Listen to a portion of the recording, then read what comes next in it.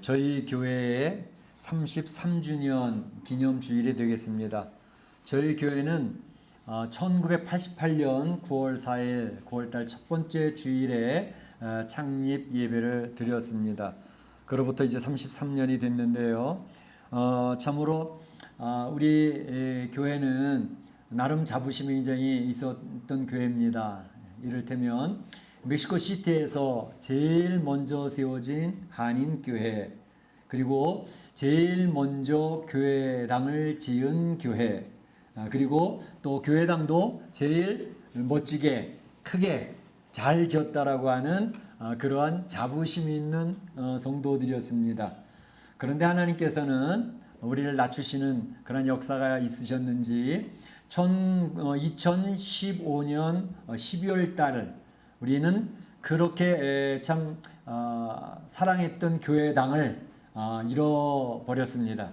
그래서 2015년 12월 달부터는 이제는 멕시코 시티 이곳저곳 예배 처소를 옮겨 다니면서 예배를 드리는 광약교회로 탈바꿈하게 되었습니다. 참으로 이 광약교회를 지내면서 우린 교회당을 얼마나 자주 옮겼습니까? 한글학교 강당에서 예배를 드리다가 또 네덜란드 학교로 옮겨서 예배를 드리다가 또 지진이 나가지고 1년 동안 대예배 장소를 잃어버렸고 그래서 이쪽에 제2성전에 와서 예배를 드리다가 또 다시 이제 500명 모이는 강당을 하나님께서 허락해 주셔서 감사함으로 와서 예배를 드리는 가운데 1년 좀 넘었는데 또 이제 코로나19가 찾아와서 2000년 3월 달부터 3월 이제 셋째 주까지 우리 예배를 드리고 이제 그때부터 예배를 또 이제 대성전 예배를 못 드리고 이렇게 제2성전으로 와서 아직까지 대성전 우리 제1성전으로 회복하지 못하고 여기서 예배를 드리는 광야교회의 삶을 살고 있습니다. 그런데 이 광야교회 이스라엘 백성들 광야에서 하나님께서 낮에는 구름기둥 밤에는 불기둥으로 인도하신 것처럼 그 이리저리 지진이나 팬데믹이나 대예배 드릴 장소가 없어서 왔다 갔다 하는 그러한 삶을 사는 우리 교회당이 되어졌지만 이제 하나님께서는 놀라운 역사로 에베네셀로 여기까지 인도하신 줄로 믿습니다. 하나님 그 앞에 영광 돌리기를 소원합니다. 그러면서 우리가 깨달은 게 하나 있어요. 그게 뭐냐 하면 교회라는 것이 무엇인지에 대해서 새로운 생각이 들었단 말이죠. 교회는 바로 구아나우아토 158번지에 있는 그 교회당이 교회가 아니었고 바로 예수 그리스도를 신앙으로 고백하고 구주로 고백하는 성도들의 모임이 교회였구나 라는 사실을 하나님께서 철저히 우리에게 알려주신 줄로 믿습니다. 그래서 이제 그런 어려운 교회당에서 예배당에서 예배드릴 수 없는 그런 상황들이 계속 반복되고 있었지만 우리 성도들은 오히려 교회라고 하는 것을 바르게 알아가기 시작을 했고 하나님 안에서 건강한 교회의 모습으로 세워져 간 줄로 믿습니다. 너무나도 감사한 일이죠. 그래서 우리 신앙생활할 때 이 교회라고 하는 그 교회관을 어떻게 갖느냐에 따라서 그 신앙이 많이 달라질 수 있습니다. 교회라고 하는 것에 대해서 오늘 사도 바울이 에베소를 통해서 이야기합니다. 교회는 바로 예수 그리스도가 머리가 되는 것이고 그 교회 성도들의 모인 공동체는 예수 그리스도의 몸이 바로 교회다라는 사실을 정확하게 정의를 내리고 있지 않습니까? 이러한 교회관을 성도들이 바르게 가졌느냐 잘못 가졌느냐에 따라서 신앙의 모습이 크게 달라집니다. 이단들의 특징을 보십시오. 이단들의 특징은 저 공통적인 것이 있는데 그게 뭐냐면 교회를 비난하고 교회를 공격한다는 것입니다. 바른 교회관이 세워지지 않았기 때문에 그들은 이 교회를 공격을 하고 성도들을 공격을 하고 하면서 그들이 떨어져 나가는 그런 모습들이 많이 있는 것이죠. 그렇기 때문에 바른 교회관을 갖는 것은 굉장히 중요합니다. 그래서 저는 우리 멕시코 한인 장로교 2013년 3월 달에 부임을 하면서 제일 먼저 제시했던 것이 우리 교회 비전을 제시했습니다. 그래서 교회 비전 4가지를 제시를 했는데 그것이 바로 성경에서 이야기하는 교회관입니다. 그 네 가지를 이제 굉장히 중요하다고 생각하기 때문에 저는 1년에 한두 번 정도씩은 이렇게 여러분들에게 반복해 설명을 드리고 있는데, 오늘 교회 창립 기념 주일이니까 다시 한번 그 교회 4대 비전에 대해서 생각해 보고자 합니다. 이 교회 4대 비전을 갖는다는 건 뭐냐면, 성도들마다 신앙생활을 어릴 때부터 여러 교회에서 주일학교를 거치고 또 여러 교회들을 거치면서 생활해 왔기 때문에 성도들마다 나름의 교회관이 디퍼런스, 차이들이 있습니다.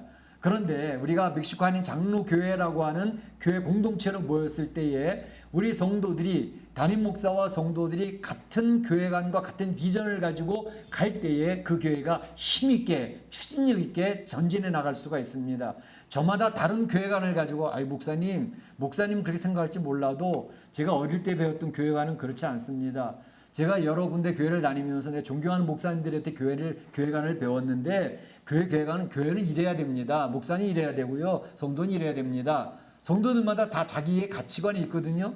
그 가치관을 전부 다 이야기를 하기 시작을 하면, 교회가 50명, 100명이면 200명이면 저마다 다른 교회관을 가지고 그 교회관을 계속 강조하고 주장을 하기 시작을 하면 교회관이 한 방향을 향해서 갈 수가 없는 거예요.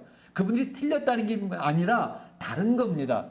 그래서 우리 교회는, 담임 목사는 이런 초점을 가지고 이런 교회관을 가지고 이끌어 가니까 그런 비전을 같이 공유하면서 같이 앞으로 전진해 갑시다 라는 의미에서, 바로 담임 목사가 제가 목회하는 동안에는 이런 교회의 비전과 목표를 향해서 달려갑니다 라고 하는 것을 이야기하고 제시를 해서 우리 성도들과 함께 공유를 하고, 이렇게 우리 교회는 이렇게 갑니다, 이런 방향입니다 라고 하는 것을 이제 따라 주시면 참으로 감사하겠다, 그런 생각이 있는 것이죠. 그래서 제가 여러분들에게 교회관, 우리 교회가 지향하는 모습에 대해서 이야기를 합니다. 이제 홈페이지에 들어가 보면 교회 안내 첫 번째, 우리 교회는 이런 교회가 되고 싶어요 라고 해서 이제 우리 교회의 4대 비전을 제시하고 있습니다. 4대 비전이 뭔가요? 늘 말씀드렸으니까 잘 아시겠죠? 첫째, 살아있는 예배 공동체. 두 번째, 훈련받는 제자 공동체 말씀과 기도. 세 번째, 예수님을 닮은 섬김의 공동체 사랑과 봉사. 네 번째, 잃어버린 영혼을 찾는 선교의 공동체 전도와 헌신. 이렇게 해서 제 주보에 바로 이 4대 비전이 항상 올려져 있습니다. 밑줄에. 그래서 우리 교회 성도들이 여기서 같이 신앙생활하는 공동체로 세워져 갈 때에 이런 방향을 향해서, 이런 비전을 향해서, 이런 골을 향해서 우리가 같이 갑시다 라고 하는 교회 비전을 제시하게 된 것입니다. 그래서 이미 잘 알고 계시지만 다시 한번 간단히 정리를 하면서 오늘 말씀을 대신하고자 합니다. 첫 번째, 살아있는 예배 공동체로 우리 교회는 갑니다 라는 것을 말씀을 드렸는데, 예수님께서는 바로 교회 성도들이 살아있는 예배 공동체가 될 것을 얘기하고 있습니다. 참된 예배자가 되어달라라는 것을 요구하고 계십니다. 요한복음 4장에 보게 되면 예수님께서 그런 말씀하셨어요.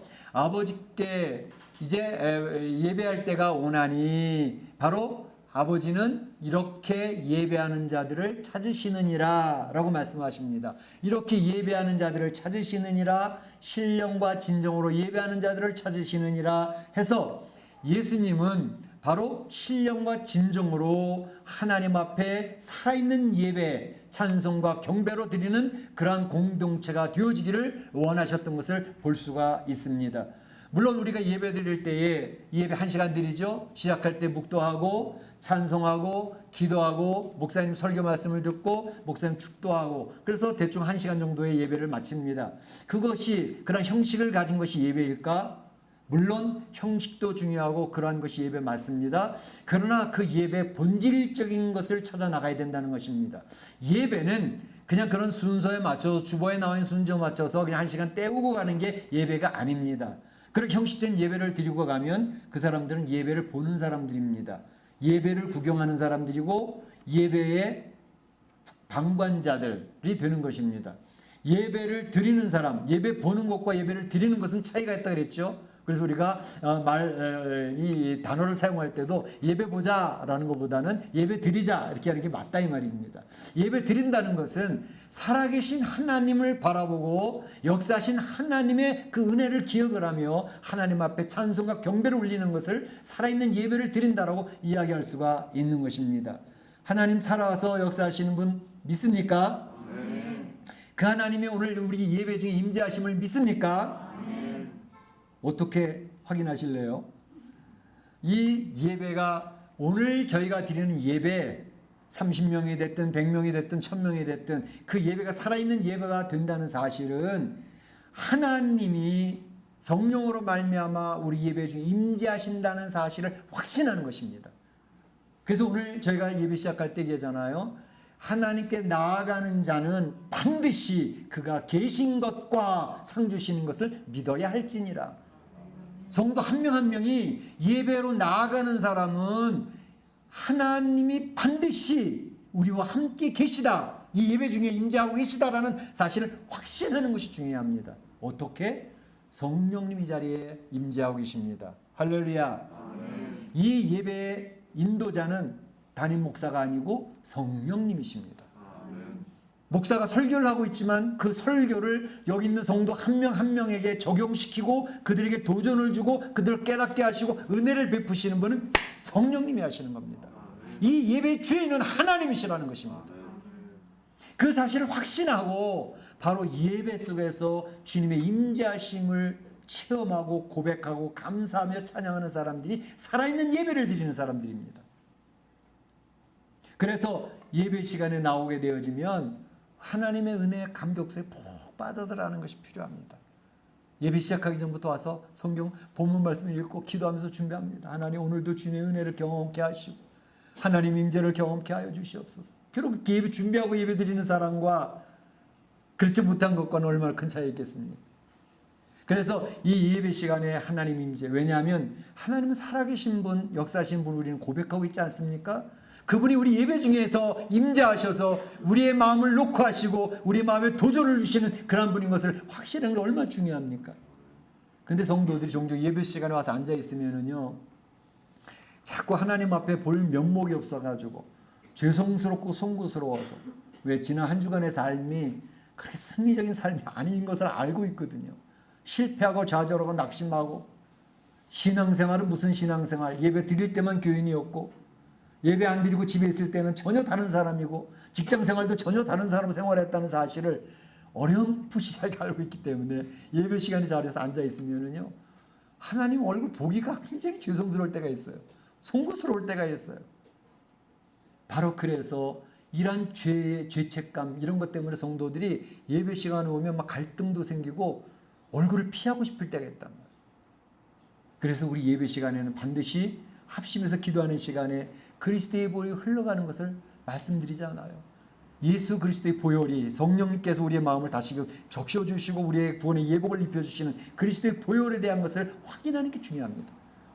그럼에도 불구하고 하나님은 나를 사랑하신다고 선언하고 계신다. 나는 하나님의 자녀 맞다 라는 사실을 확인하면서 나의 죄책감을 주 앞에 내려놓고 주의 은혜를, 긍휼을 구하는 그것이 예배의 중심입니다. 그래서 그 예배 시간에 이 세상 살아가면서 멕시코 이민의 삶이 얼마나 힘듭니까? 지금 팬데믹 상황, 가정의 경제가 흔들려요. 직장이 흔들려요. 사업터가 흔들려요. 그럴 때 사람들의 관계 속에서도 힘들어요. 가정에서도 힘들어요. 부부간에도 힘들어요. 자녀들 관계도 힘들어요. 경제적인 것도 힘들어요. 그럴 때 하나님, 저 좀 도와주세요. 저희 가정 문제를 해결해 주세요. 그 하나님 의지하는 거예요.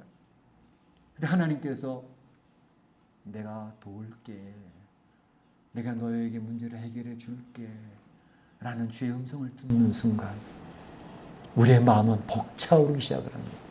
하나님이 해결해 줄 것이라는 사실이 확신되어지는 순간 우리 심령 깊은 곳에 우러는 하나님을 향한 찬양이 터져나오는 것입니다. 그래서 하나님을 향해서 목청 높여 그냥 주보에 있는 순서에 따라서 찬양하는 게 아니라 그 찬양 가사가 절절히 내 마음속에서 신앙 고백으로 하나님 앞에 올려지니까 그 예배가 살아있는 예배가 되는 줄로 믿습니다. 예배 속에서 예수님을 만나는 것입니다. 예배 속에서 예수 그리스도의 보혈을 의지하는 것입니다. 실망하고 좌절하고 나의 삶에 문제 있는 것을 주님께서 해결해 주신다는 확신하는 것이 예배 시간에 나타나는 것입니다. 그러니까 성령의 은혜 속에 내가 푹 잠기면서 하나님 앞에 찬양 올리는 찬양과 경배가 있는 예배가 되는 줄로 믿습니다. 그것이 살아있는 예배인 것입니다. 저는 그렇게 우리 성도들이 살아계신 하나님 예수님을 만나기를 원합니다. 거지소경 바디메오가 예수님을 만났을 때, 나면서부터 안진뱅이가 예수님을 만났을 때, 참으로 세상에서 떵떵거려 살던 삭개오가 예수님을 만났을 때, 죄책감에서 힘들어할 때 주님 앞에 얼마나 감격스러워했습니까? 주님 따르겠다고 결대 안 하고 다짐하고 나가다가 그저 완전히 무너졌던 베드로가 그 갈릴리 우스가에서 예수님을 다시 만나면서 주님의 용서하심을 체험할 때 그는 눈물을 흘리며 주님의 손을 붙들지 않습니까? 바로 주님을 만나는 이 역사가 예배 시간에 나타나는 줄로 믿습니다. 바로 그 예수님을 만날 때에 이 예배는 살아있는 예배가 되는 줄로 믿습니다. 우리 성도들이 그러한 예배로 나아가기를 원하는 게 첫 번째 비전입니다. 두 번째 비전은 뭘까요? 두 번째가 뭐예요? 잊어버리셔서 또? 훈련받는 제자 공동체. 제가 목회하는 동안에는 머릿속에 암송하세요. 네, 훈련받는 제자 공동체, 말씀과 기도. 예수님은요, 이 땅에 오셔가지고 하신 일이 중요한 사역이 세 가지가 있는데, 첫째는 하나님 나라를 선포하는 일이었습니다. 세상 사람들 하나님 나라 모르거든요. 존재하는지도 모르거든요. 예수님 그걸 열심히 선포하셨습니다. 두 번째는 예수님은 이 세상에 병든 자, 가난한 자, 삶 속에서 죄 때문에 신음하는 자들을 돌보시면서 위로하시고 격려하시는 사역을 감당하셨습니다. 세 번째로 예수님은 그 사람들 중에 12명을 뽑아서 제자 훈련하는 사역에 전심을 기울이셨습니다. 12명을 키워낸 거예요. 예수님 오셔서 하신 사역은 12명의 제자를 키워내는 사역이었다고. 우리가 하나님의 자녀가 되고 하나님의 새 생명으로 거듭나는 것은 성령으로 말미암아 거듭나는 이 중생, 이것은 나의 노력이 필요 없어요. 내가 노력한다고 해서 내가 태어나는 게 아닙니다. 엄마 몸에서 베이비가 나올 때 내가 노력해서 나왔어요? 아니에요. 바로 중생 하나님의 자녀가 되는 것은 나의 노력과 상관없이 하나님의 은혜로 하나님의 자녀로 태어나는 것입니다. 하나님 전적인 은혜예요. 하나님 자녀 됐다는 것이. 나의 공로를 덧붙일 곳이 없습니다. 내가 교회 열심히 참석한다고, 내 성경 열심히 읽는다고, 기도 열심히 한다고, 내가 11조 한다고, 교회에서 충성한다고 그래서 거듭납니까? 아닙니다. 하나님의 은혜로 거듭난 겁니다. 그런데 거듭난 것과 다르게 우리가 자라나는 데는 유년부, 청소년부, 청년부, 장년 되어져서 우리가 건강하게 자라나는 데는 훈련이 필요합니다. 군대에 오합지졸 모아놓으면 싸움 못합니다. 아프간의 정부군처럼 겁이 나면 다 도망가 버립니다. 그런데 논산훈련소에서 훈련을 받으면, 정예의 군대로 훈련을 시켜놓으면 싸웁니다. 도망치지 않습니다. 생명을 걸고 지켜냅니다. 그것이 훈련이 필요하다는 것입니다. 태어나는 것은 아무런 훈련이 필요 없어요. 하나님의 은혜에 태어나는 거지만 하나님의 사람으로 살아가기 위해서는 바로 훈련을 통해서 예수님의 제자가 되어져야 된다는 것입니다. 그래서 훈련이 필요한 거예요. 그 훈련은 도구가 말씀과 기도입니다. 말씀 듣는 법을 배워야 됩니다. 성경 말씀 읽으면서, 성경 말씀 묵상하면서, 설교 말씀을 들으면서 내 삶 속에서 나타나는 하나님의 음성을 듣는 법을 배워야 됩니다. 훈련을 해야 됩니다. 훈련하면 할수록 점점 예민해지면서 하나님이 진짜 나에게 말씀을 하시는구나, 이런 상황 속에서 내가 어떻게 해야 될지를 제시를 하시는구나 하는 것을 깨달아가는 것이 바로 말씀 듣는 훈련을 해야 되는 것입니다. 말씀 듣는 훈련이 끝나면 순종하는 훈련을 해야 됩니다. 들어도 한 귀로 듣고 한 귀로 흘려버리는 것 때문에 우리 신앙이 정체해 있고 병이 들어갑니다. 순종하지 않으니까, 말씀대로 살지 않으니까. 근데 나는 죄성을 가지고 태어났기 때문에 말씀 순종하는 것이 제대로 되어지는 존재가 아닙니다.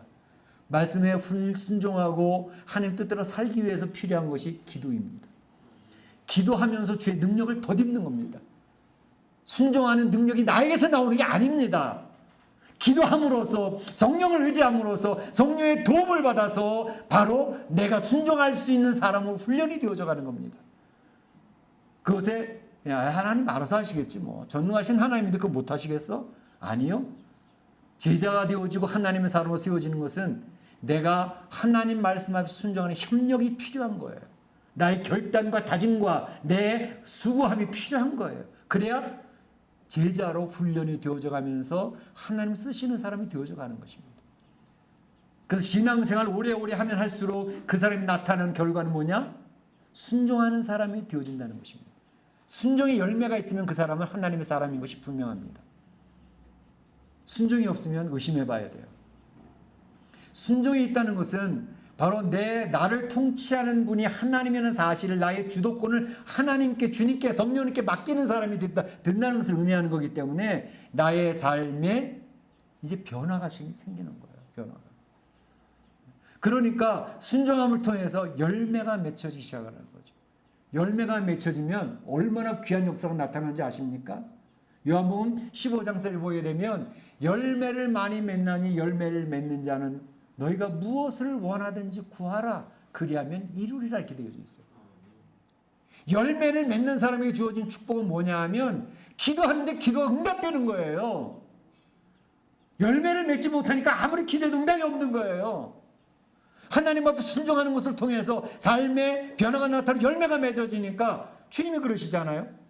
너희가 열매를 맺었어? 주님과 붙어 있어? 그래서 열매를 맺으면 네가 원하는 대로 구해봐. 그리하면 이루리라 돼 있잖아요. 그러니까 주님과 연결되어져 가지고 순종하는 열매를 맺는 삶이 되어지면 기도하는 대로 응답을 받는 역사를 체험하게 되니까 그 신앙생활이 얼마나 신나느냐 말이죠.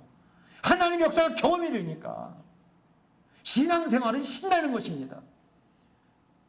하나님 놀라운 역사가 임하는 것을 체험하니까 나의 꽉 막혔던 그런 삶의 풀어지는 역사를 경험하게 되니까 신앙이 이제 신나게 되는 것입니다. 그런 축복을 누리시기를 축원합니다. 그래서 제자 훈련이 되어져야 됩니다. 말씀과 기도하는 훈련이 되어져야 됩니다. 감사한 것은 제가 2013년 오면서 2013년 4월 달부터 생명의 삶 책 30권을 주문을 해가지고 성도 계속 나눠서 봤어요. 요즘에는 제가 인을 줄였지만 교회 카톡방에 올리니까 교회 카톡방에 올려가지고 이제 성도들이 계속 개성하고 있는데 제자 훈련반 지금 5기까지 했지만 5기까지는 저하고 직접 했던 것이고 우리 온 성도들은 매일매일 교회 카톡방에 올라오는 말씀을 계속 읽음으로 말미암아 제자 훈련의 베이스를 깔고 있는 겁니다. 성경 읽지요. 거기서 얘기하면 예화도 보지요. 그리고 그 속에서 또 우리 성도들이 묵상나무 올려면 묵상나무 읽지요.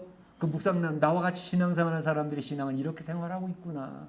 거기서 도전을 받는 겁니다. 이 사람은 이렇게 신앙생활하고 이런 결단이 있는데 나는 지금 뭐하고 있나. 나도 이렇게 살아야 되겠다. 이러한 것을 매일매일 하루에 5분씩만 봐도 됩니다. 10분만 봐도 됩니다. 골방기도 5분만 하면 됩니다. 그래서 말씀을 읽고 골방에서 5분 10분만 내가 하나님 앞에 머리 숙이고 있는 삶이 유지가 되어지고 훈련이 되어지기 시작을 하면 그 사람은 순종하는 삶으로 자꾸 방향성이 잡혀가면서 예수님의 제자로 태워져 가는 것입니다.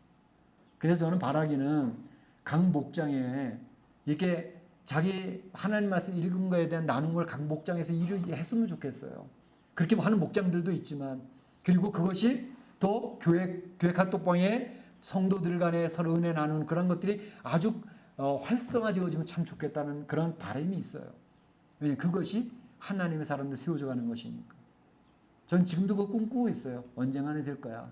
2014년부터 생명의 삶 봤는데 지금 7, 8년이 지난 가까이 오니까 이것이 열매가 맺어져 가고 있는 것을 제가 느끼면서 우리 집사랑 얘기를 했어요. 야, 이게 변화되니까 7, 8년 되니까 그래도 뭔가가 이렇게 싹이 트고 뭔가가 맺어져 가네. 너무너무 신나는 거예요. 목회하는 게 너무너무 좋고 너무 재밌는 거예요. 세 번째로 얘기하는 것은 뭐냐 하면 뭐예요? 세 번째 비전? 예수님을 닮은 섬김의 공동체. 예수님을 닮은 섬김의 공동체. 신앙생활이라는 것은 특징이 변화입니다. 신앙생활했는데 변화가 안 나타나면 신앙생활 안 하고 있는 것입니다. 신앙생활은 변화인데 뭐가 변해요? 우선 계속 가서 성경 읽고 설교 말씀 들으니까 생각이 바뀌기 시작을 해요. 생각이 바뀐다는 것은 가치관이 재정립이 된다는 것을 의미합니다. 우리는 교회 안에 들어오기 전에 성경 읽기 전에 우리는 학교에서 배운 세상의 가치관으로 정립이 되어져 있습니다. 진화론이 맞는 것 같아. 이 세상에 돈 잘 버는 게 최고야. 돈이 있어야 권세가 있지. 세상적인 가치관입니다. 근데 성경을 읽으면서 계속 예배를 드리다 보니까 이게 진리는 아니네. 학교에서 가르친 진화론, 돈이 최고라고 배운 거, 그게 권세라고? 그렇지 않네. 그걸 배우면서 가치관이 새롭게 정립이 되어지는 것입니다. 인간과는 무엇인가? 이 세상의 돈이라고 하는 물질과는 무엇인가? 이 세상의 역사관은 어떤 것인가? 세계관은 어떤 것인가 하는 것이 성경을 읽으면서 설교를 들으면서 다 새롭게 정립이 되어져 가는 것입니다. 그러니까 변화가 나타나는 것입니다. 그것의 핵심은 예수님을 닮아가는 인격으로 바뀌어져 간다는 것을 의미하는 것입니다. 예수님을 닮아가는 인격이라는 것은 하나님의 이미지로 회복되어지는 것을 의미합니다. 우리 인생은요, 태어날 때 아담과 하와가 죄 짓기 전에 아담과 하와의 모습은 이미지 오브 갓, 하나님의 형상입니다. 그래서 하나님의 형상인 인생은 한 명 한 명 얼마나 소중한 존재인지 모릅니다. 예수님을 믿는 사람은 물론이거니와 예수님 안 믿는 불신자들조차에게도 하나님의 형상의 그림자가 있다고요. 타락해서 망가지고 엉클어져가지고 하나님의 형상이 드러나지 않은 모습 많이 있지만 그럼에도 불구하고 안 믿는 사람들에게도 하나님의 형상이 있기 때문에 그 생명 하나하나는 소중한 존재인 것입니다. 그리고 그 생명 하나하나를 소중하게 존귀하게 여길 줄 알아야 그 이 사람을 인권이 주어진 천부인권이라 그러잖아요. 하나님에게 주어진 인권을 함부로 대할 수가 없는 거예요. 아프간의 탈레반 보십시오. 여기 까르텔 하는 사람들 보십시오. 얼마나 인생을 형편없이 봅니까? 중국의 인문 14억 된다고 사람 몇천만 명, 5천만 명 죽이지 않았으면 모택동이? 김일성이 김정은이 얼마나 많은 사람을 굶어 죽였습니까? 굶어 죽는 것뿐만 아니라 끌어다 사형 처치한 그런 인생이 얼마나 많습니까? 인권을 하나도 대접하지 않는 겁니다. 하나님의 형상으로 보지 않는 것입니다. 그들은 인간을 하나의 고깃덩어리 물체로 보는 거예요. 유물론이니까. 그러니까 사람들을 목을 잘라서 죽이고 팔다리를 잘라서 죽이고 인간을 처참하게 만드는 것은 하나님의 형상인 줄을 모르기 때문에 그러는 것입니다. 하나님 앞에 엄청난 죄악입니다. 바로 이런 것이 우리가 살고 있는 세상에서 지금 이루어지고 있는 것입니다. 그러나 바로 예수님을 만난 사람은 이 세상에 있는 한 인생 장애인이고 가난한 자고 권력 없는 자고 모두가 하나님 앞에 받은 천부 인권이라는 존재 하나의 형상이라는 것이 있기 때문에 그 사람 하나를 무시하고 개무시하고 살지 않습니다. 존중하면서 살으려고 애를 쓰죠. 그러니까 한 개인이 그리 중요한 겁니다. 파리 목숨처럼 마구마구 처형하는 그런 일이 있을 수가 없습니다. 하나님을 무시하는 행위입니다. 그래서 이러한 것이 바로 이제 예수님을 닮아가는 인격으로 우리 형상이 회복되어지면 어떤 모습이 있을까요? 예수님께서 우리 성도들의 변화를 이야기하면서 이야기하는 인권은 뭐예요? 예수님의 인격은 섬김의 인격입니다. 섬김의 인격. 그래서 나는 섬김을 받으러 온 것이 아니라 도리어 섬기려 하고 내 목숨을 배송물로 주려 왔다 이렇게 얘기하시잖아요. 그 예수님의 섬김, 성도들은 예수님의 인격을 닮아서 섬기는 존재로 살아가는 자로 변화되어지는 것이 우리가 목표로 하고 있는 인격입니다. 신앙 인격입니다. 예수님은 십자가에 달려 돌아가시기 전에 제자들에게 발을 씻겨주시면서 내가 너희의 주와 선생으로 왔을 때 너희들의 발을 씻긴 것처럼 너희가 서로 발을 씻기는 것이 옳으니라 이렇게 요한복음에서 얘기를 하고 계시는 거죠. 그래서 성도라는 존재는 그의 가치관이 변하고 인격이 변해서 하나님의 이미지 오브 갓 그 형상을 회복하면서 섬기는 자로 살아가는 사람들이 성도들이기 때문에 교회에 와서 섬기는 그러한 역할을 우리가 훈련을 하고 있는 것입니다. 섬김이라는 자체가 나 단독자로서는 있을 수가 없어요. 섬김이라는 그 의미 자체가 공동체에서 이루어지는 거예요. 인간의 관계 속에서 섬김이라는 단어가 형성이 되는 거 아니겠어요? 자기 혼자 있는데 뭘 섬겨요? 교회 안에 성도들이 50명, 100명, 500명 있을 때 그 성도들을 섬겨 나가는 것을 통해서 하나님 예수 그리스도의 인격을 닮아가는 거예요.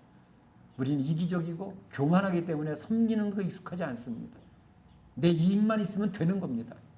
그런데 섬김이라고 하는 것을 통해서 하나님의 나라를 배워나가기 시작하는 것입니다.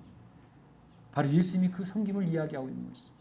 그래서 오늘 사도 바울은 교회 공동체라고 하는 의미는 예수님이 머리요 그의 성도들은 몸이다. 유기적인 관계로 연결되어져 있다는 것을 얘기하잖아요. 우리 몸을 보세요. 우리 몸은요 여러 가지 기능을 가진 지체들이 있어가지고 우리 한 몸을 건강하게 유지하기 위해서 서로 섬기고 있어요. 우리 눈, 코, 입, 귀가 자랑하고 있습니까? 내 눈이 최고야. 내가 안 보면 너 어떡할래? 교만하지 않습니다. 우리 양쪽 양손과 양발이 그저 우리 몸 지체를 건강하게 유지하기 위해서 섬기고 있어요. 우리 몸에 보이지 않는 오장육부가 눈에 보이지 않음에도 자기의 기능으로 열심히 하면서 우리의 몸이 건강할 수 있도록 유지를 시켜주고 있다고요. 자기의 기능, 책임을 감당하고 있단 말이에요. 그래서 우리 몸이 건강한 유지가 되고 있는 것입니다. 근데 그 중에 하나가 난 더 이상 내 기능을 발휘하고 싶지가 않아. 난 너무 피곤해. 안 할래. 그리고 섬기지 않기 시작하면 어떻게 될까요? 그 몸이 점점 처지기 시작을 하고 병이 들기 시작을 합니다. 그러다가 그건 암덩어리로 바뀌기 시작을 합니다. 그럼 그 몸은 쓰러져서 생명을 잃게 됩니다. 우리 질병이 되는 모습이 순서예요. 교회도 동일합니다. 교회도 하나님께서 여러 지체에게 여러 기능을 주셔서 그 교회가 그리스도의 몸인 것처럼 유기적으로 자기가 맡은 바 자기의 주어진 달란트를 가지고 열심히 섬기는 겁니다. 섬기니까 그 교회 공동체는 건강한 거예요. 그런데 나는 피곤해. 안 섬길래. 그럼 교회는 한쪽 구석에서부터 뭔가가 이상해지자고 서먹서먹해지자고. 교회에 들어와서 공격적이고 정죄하는 그런 분위기가 되어지면 교회는 차가워집니다. 병드는 것입니다. 암덩어리가 생기는 거예요.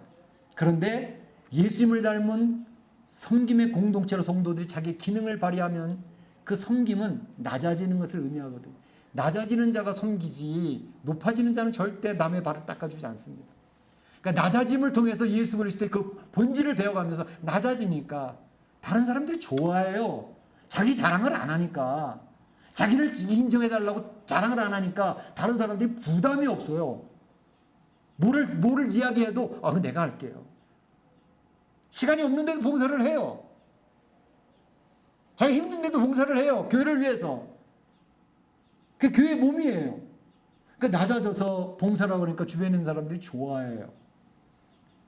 그러한 것이 점점 퍼지니까 교회는 따뜻해져요. 교회가 정죄하기 시작을 하고 공격하는 말을 하기 시작을 하고 이렇게 해서 하면 교회가 차가워지면서 첫사랑을 잃어버립니다. 그게 에베소 교회 아니었습니까? 교회가 섬기는 예수님의 섬김을 닮아가면서 낮아지는 모습으로 성도들을 배려하고 성도들 돌보는 그런 모습이 있게 되어지면 그 교회는 분위기가 따뜻해집니다. 교회 가고 싶어요. 교회 가서 예배드리면 말씀을 통해서 위로받고 힘을 얻지요. 성도들의 따뜻한 배려를 통해서 힘을 얻지요. 교회 가고 싶어. 그 교회는 하나님 앞에 영광 돌리고 건강함을 유지하면서 성장할 수밖에 없죠. 건강한 몸이니까.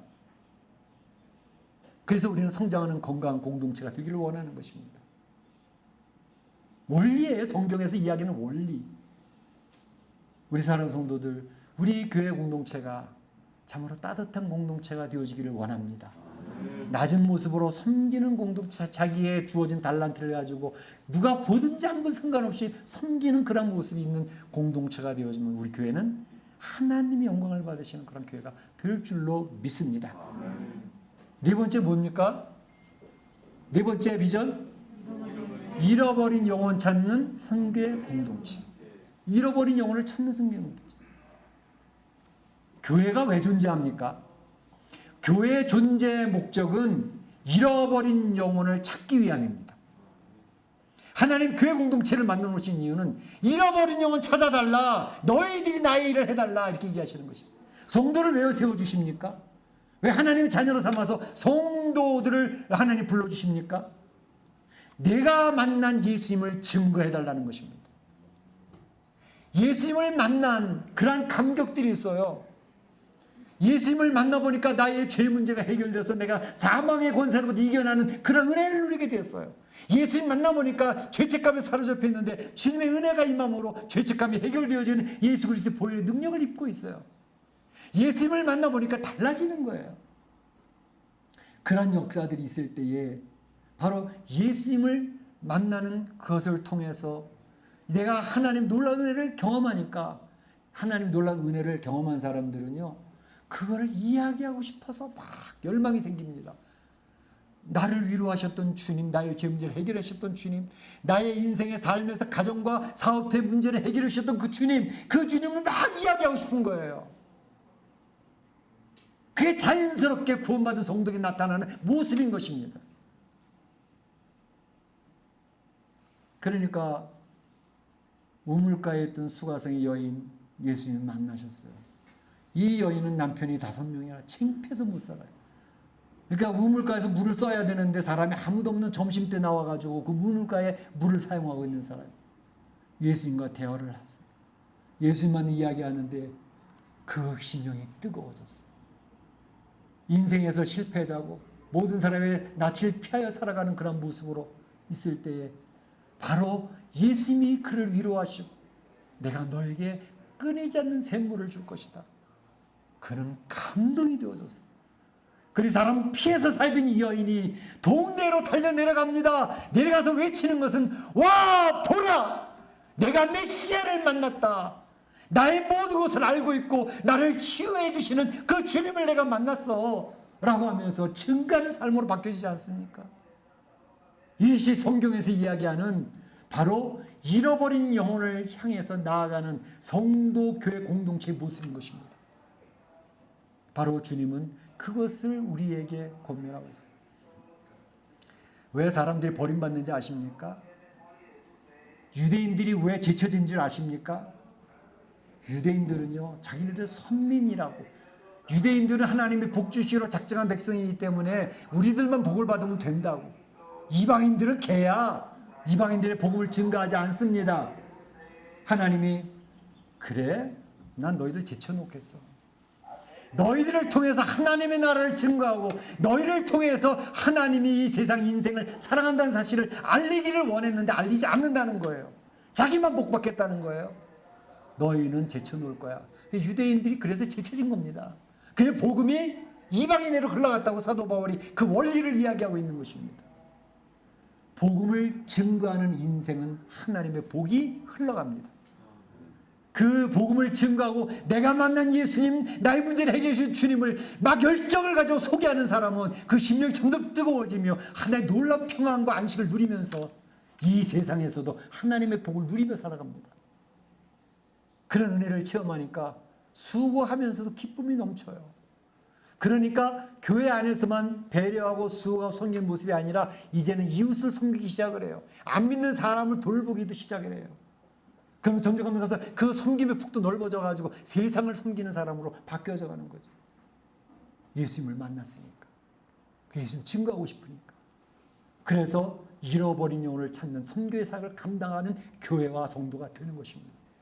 하나님 이것을 통해서 영광을 받으실 뿐만 아니라 그렇게 귀한 주님을 증거하는 것이 생명 한 명 한 명, 가정 한 명 한 명, 그 사업체 하나하나에 하나님 복이 임하니까 하나님 나중에 너에게 면류관을 씌워주리라. 하나님의 면류관 상급이 준비되어져 가는 것입니다. 할렐루야! 할렐루야! 그래서 이러한 모든 것은 성경의 원리인 것입니다. 제가 여러분의 나의 목회 비전이라고 그러고 우리 교회 비전이라고 얘기하지만 사실은 성경의 핵심 기둥들입니다. 이것을 우리 사랑하는 성도들이 기억을 하고 오늘 창립 33주년을 맞이하는 가운데 우리 성도들이 담임 목사와 이러한 교회관 가치관을 공유하면서 진력해서 나가면 하나님의 영광을 받으시고 주님의 교회는 건강해질 것이고 우리 성도 개인 가정에는 하나님 복이 임하게 될 줄로 믿습니다. 그런 축복이 넘치시기를 주의 이름으로 축원합니다. 축복합니다. 기도하겠습니다. 이 시간 다 같이 한 목소리 기도하겠습니다. 오늘 33주년 맞이합니다. 우여곡절이 많았지만 하나님의 에베네셀 도우심이 있었습니다. 불기둥 구름기둥의 인도하심이 있었습니다. 그 하나님 앞에 감사를 올리시고 우리 결단과 다짐하는 시간 되시길 바랍니다. 사랑의 하나님 감사합니다.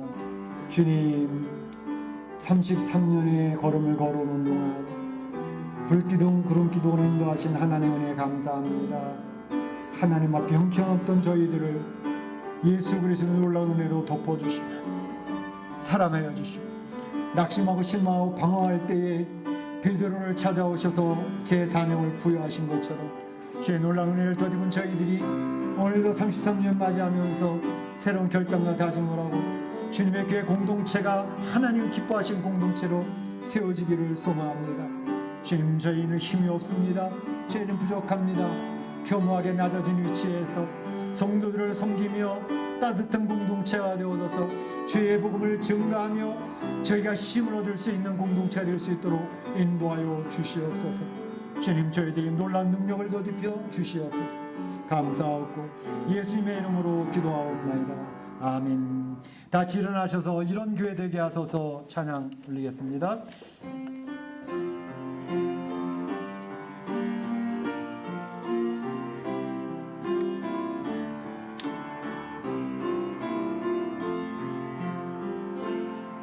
진정한 교회가 숨쉬는 교회, 주님이 주인 되시는 교회, 믿음의 기도가 쌓이는 교회, 최고의 찬양을 드리는 교회, 말씀이 살아 움직이는 교회, 성도의 사랑이 넘치는 교회, 섬김과 헌신이 기쁨이 되어 열매 맺는 아름다운 교회,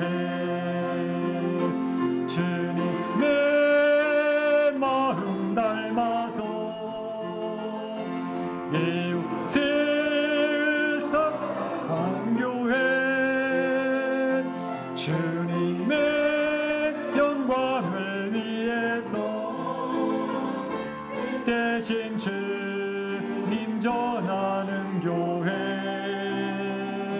사랑의 불꽃이 활짝 피어나 날마다 사랑이 빠지는 교회, 주께서 사랑하는 우리 교회가 이런 교회 되게 하소서.